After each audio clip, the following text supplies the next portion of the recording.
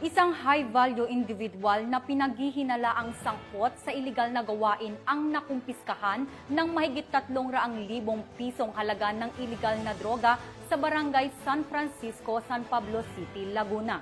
Patrolwoman Priscel Urbano sa report. Isang individual na hinihinalang sangkot sa iligal na droga ang naaresto sa ikinasang bypass operation ng Provincial Drug Enforcement Unit at San Pablo Component City Police Station sa Barangay San Francisco, San Pablo City, Laguna.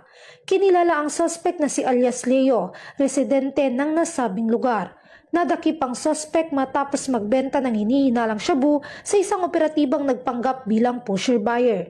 Nasamsam naman mula sa kanya ang 2 heat-sealed transparent plastic sachet na naglalaman ng tinatayang 50 gramo ng hinihinalang shabu na nagkakahalaga ng humigit kumulang 340,000 pesos.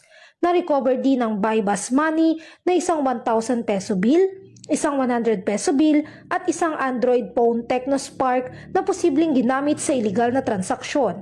Nasa kustodiya ng San Pablo Component City Police Station ang suspect habang inihahanda ang mga kasong isasampa laban sa kanya sa ilalim ng Republic Act 9165 o Comprehensive Dangerous Drugs Act of 2002. Mula dito sa PRO Calabarzon, ako ang inyong Police News Network correspondent, Patrolwoman Priscel Urbano, alagad ng batas, tagataguyod ng balitang pulis.